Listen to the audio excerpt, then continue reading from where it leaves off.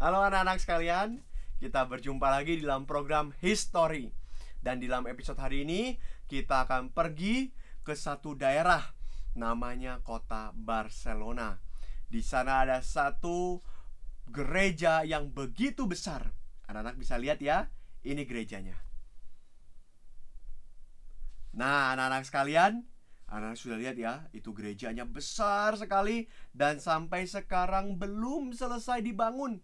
Masih perlu waktu untuk menyelesaikan pembangunan gereja ini. Apa ya nama gerejanya? Gerejanya namanya adalah Sagrada Familia.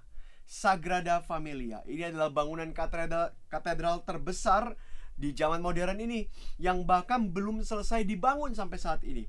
Bangunan ini sudah dibangun oleh 5 generasi. Ya, 5 generasi manusia sudah melihat pembangunan gereja ini dalam kurun waktu kurang lebih 140 tahun. Lama sekali ya, kita bangun rumah hanya 1 tahun, 2 tahun sudah selesai. Ini 140 tahun belum selesai. Bangunan ini terletak di satu distrik, di satu daerah di Barcelona. Dan basilika ini awalnya bergaya neogotik.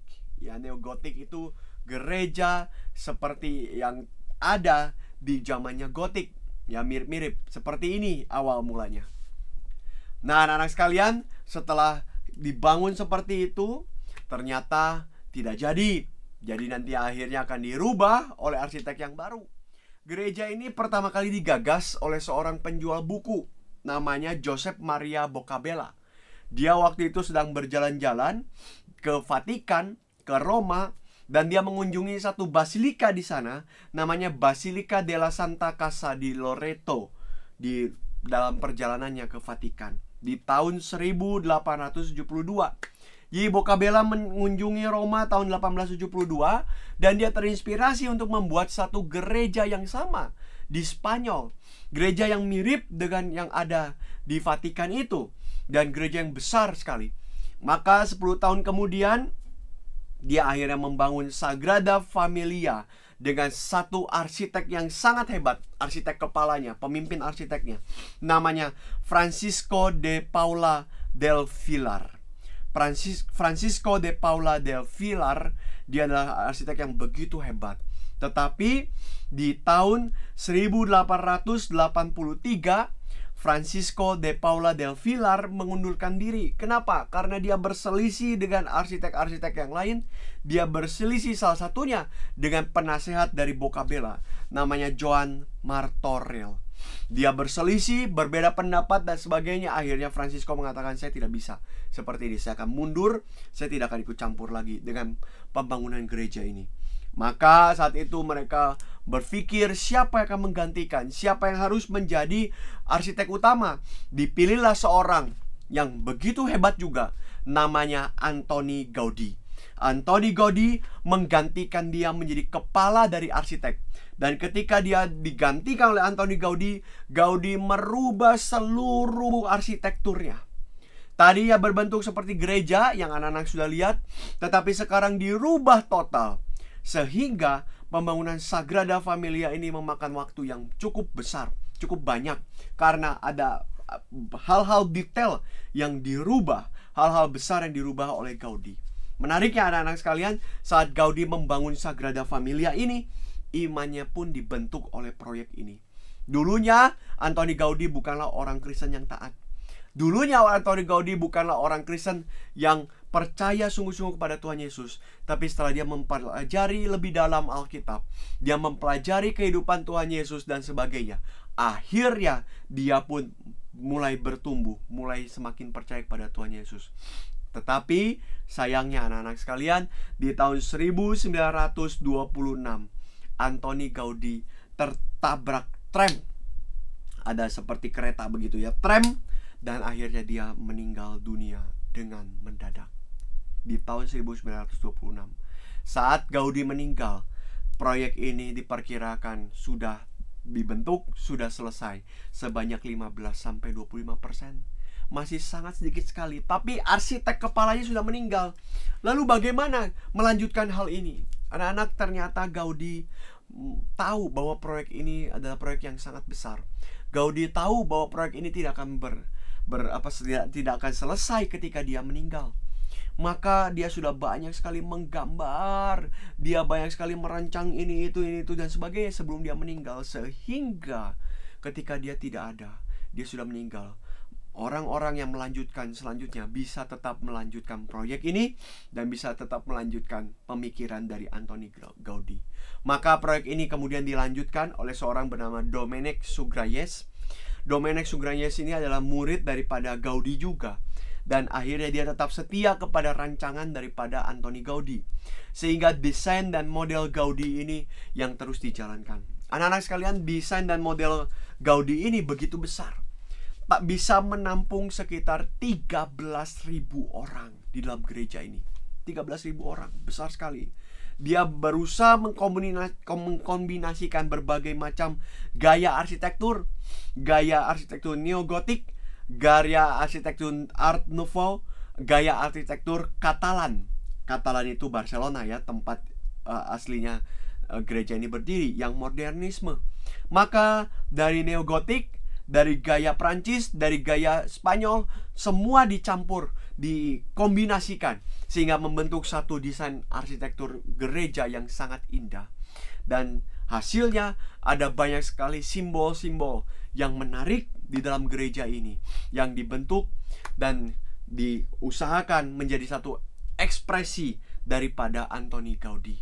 Anak-anak, bangunan ini dibangun di atas denah basilika berbentuk seperti salib ya, tetapi serambi-serambinya kiri kanannya dari 3 sisi itu diberikan serambi yang lebih besar.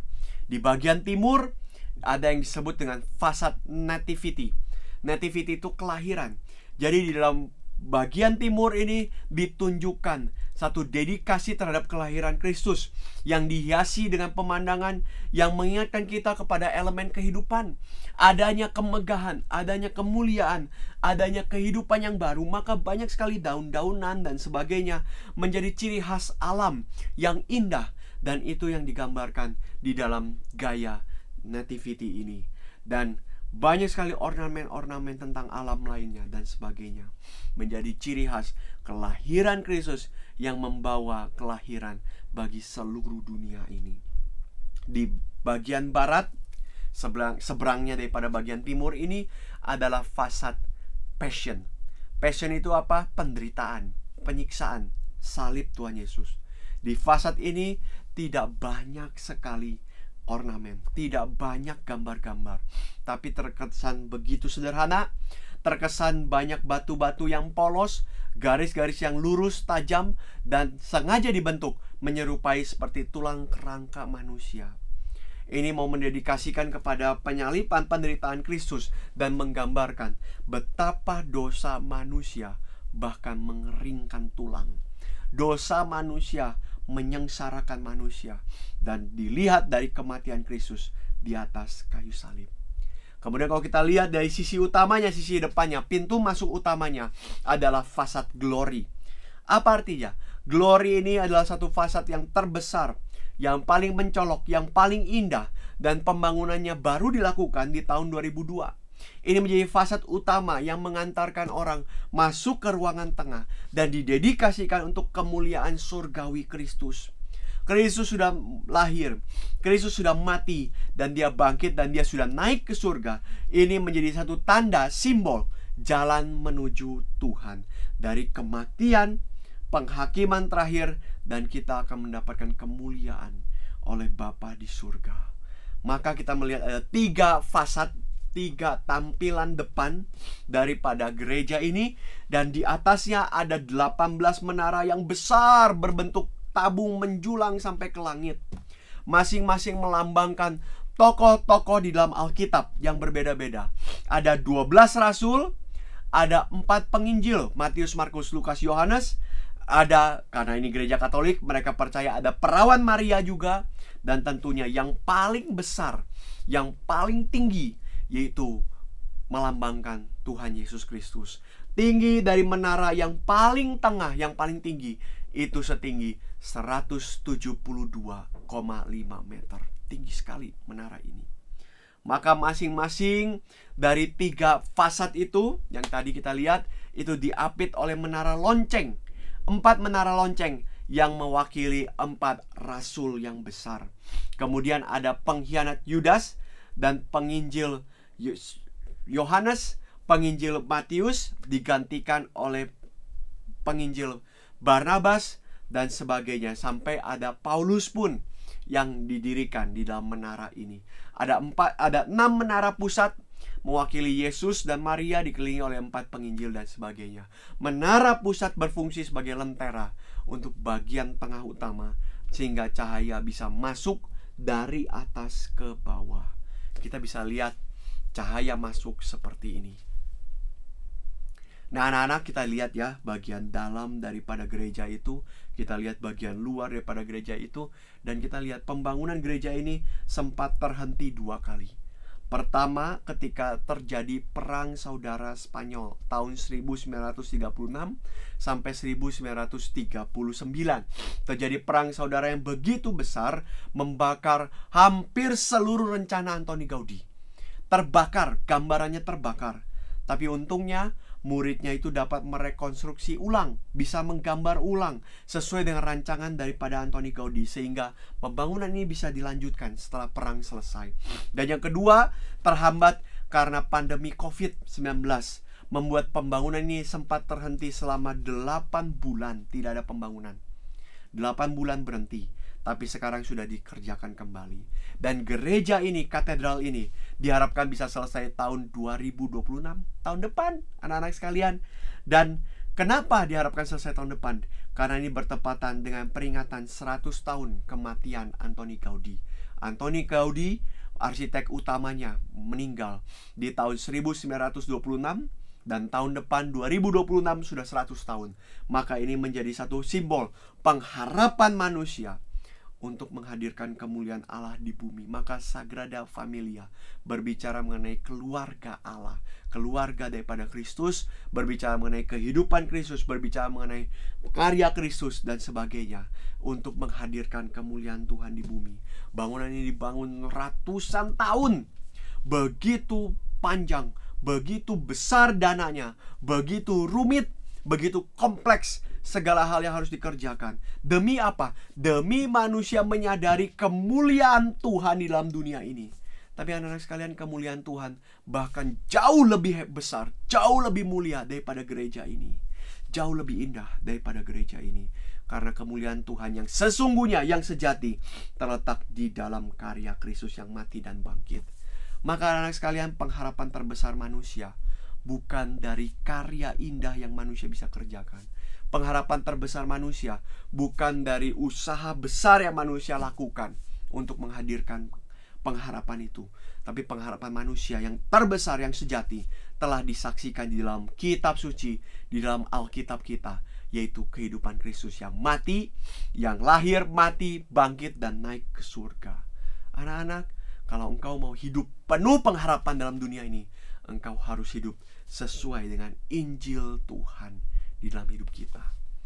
Maka anak-anak sekalian, sampai di sini histori kita hari ini, dan anak-anak bisa melihat satu rekaman video keliling daripada gereja ini. Kita bisa menyaksikan kemuliaan Tuhan, dan harap ini terus mengingatkan kita untuk setia berpegang kepada Injil Kristus, baca Alkitab, dan hidupi Injil Tuhan dalam hidup kita. Nah, anak-anak sekalian, kita sudah belajar ya selama 9 season tentang sejarah gereja Tuhan. Dan kalau anak-anak masih punya pertanyaan yang ingin ditanyakan mengenai sejarah gereja, silakan anak-anak tuliskan pertanyaan, kirimkan pertanyaan ke nomor ini, supaya nanti anak-anak sekalian kita bisa bahas pertanyaan itu di dalam satu sesi yang khusus.